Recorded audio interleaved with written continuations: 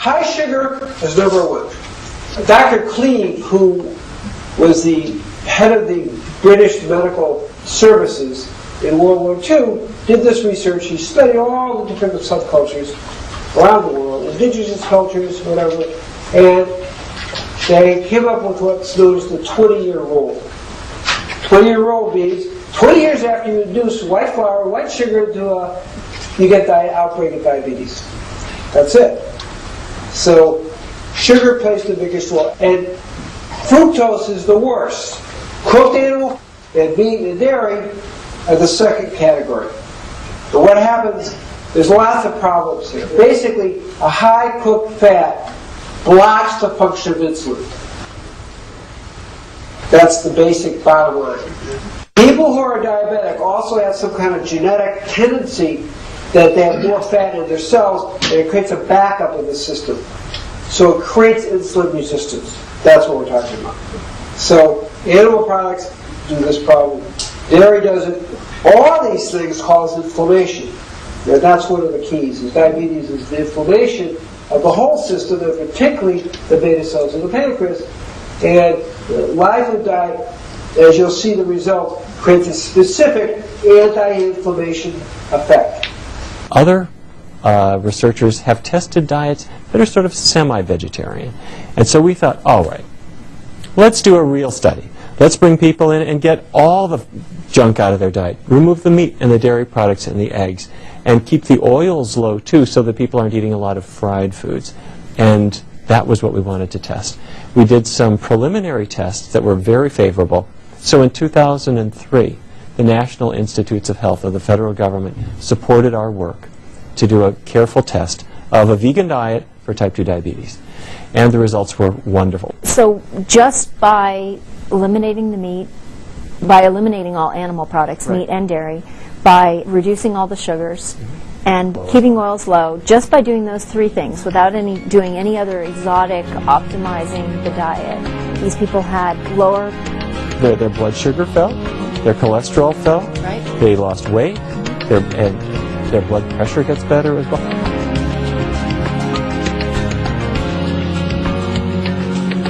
Eliminating the toxins from our bodies is also a very important part of regaining and maintaining one's health.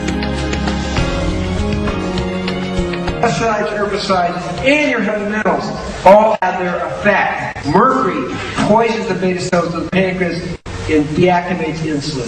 Fluorine causes insulin resistance. Cadmium affects the kidneys and causes insulin resistance. Lead causes insulin resistance. So arsenic creates hormonal disruptions, which also causes insulin resistance. Caffeine increases insulin resistance by 30%. Cigarettes increase insulin resistance by 20 to 30%, whether you're a lighter smoker or a heavier smoker. Low fiber diet, because high fiber diets slow down the glucose going into the system. Stress reduction. Wheat. There is a substance in white flour called alloxin. How many people have ever heard of it? And alloxin is a specific poison to the beta cells of the pancreas. Specific. It destroys the beta cells of the pancreas.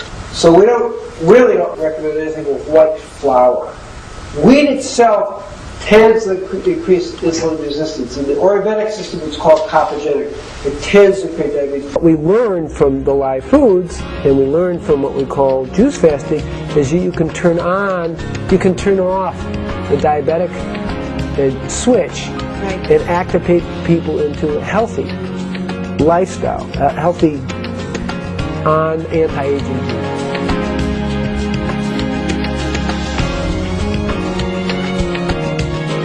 Please stay tuned to Healthy Living here on Supreme Master Television.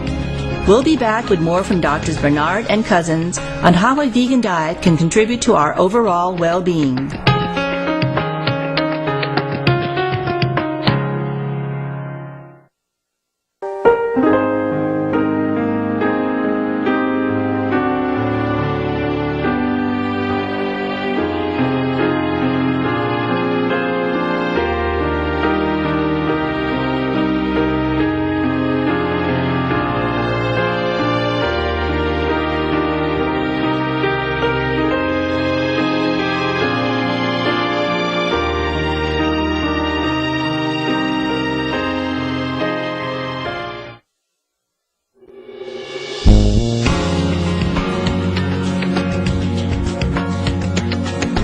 Today on Healthy Living, Drs. Neil Bernard and Gabriel Cousins explains how people who have switched to a vegan, meaning animal-free diet, have recovered from type 2 diabetes. Adopting a plant-based diet brings along with it many other health benefits as well.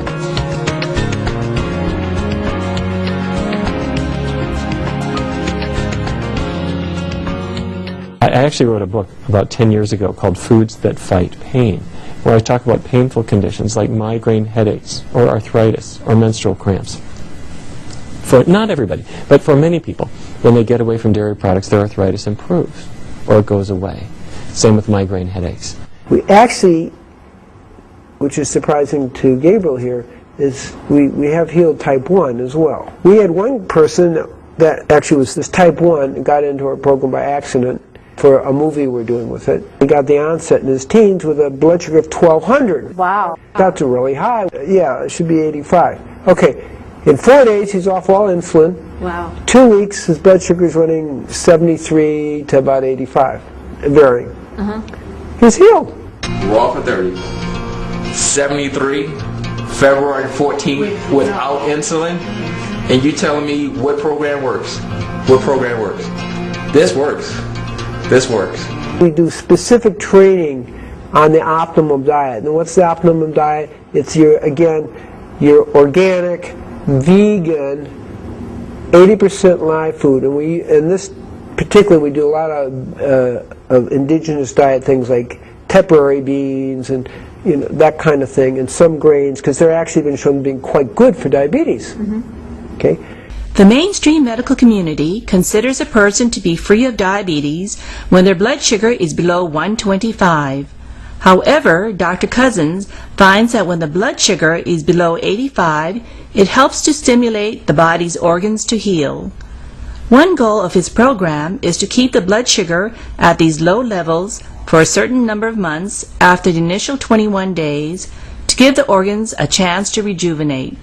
Okay, most people are coming in with 300s, 400s, things like that. And so we drop it very rapidly, but then we want to see it stabilize. We want to see the pancreas heal. We want to see the adrenals heal, the thyroid heal. And these are things that we're talking about that are really important. The hypothalamus, these are things that have all been disordered by a way of life. We want to see people that they're exercising, because exercise is very, very important. Losing weight is very important. Those are two associated factors with the onset of type 2.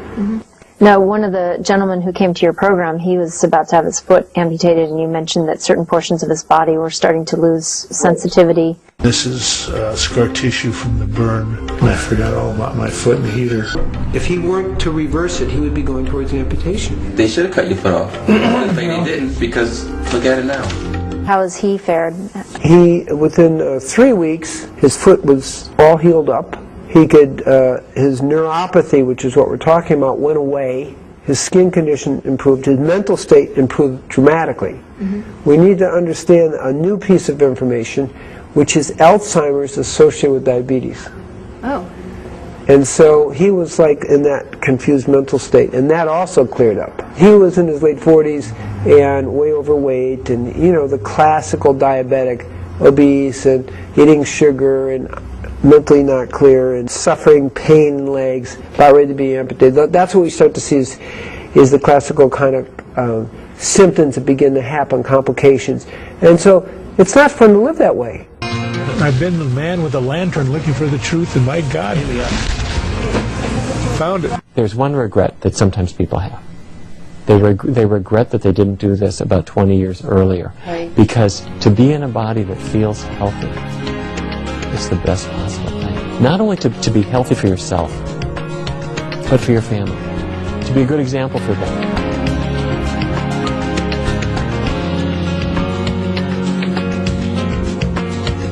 Thank you for your company today on Healthy Living. Our show airs every Monday on Supreme Master Television. Please stay tuned for Science and Spirituality right after noteworthy news. Wishing you good health and great happiness.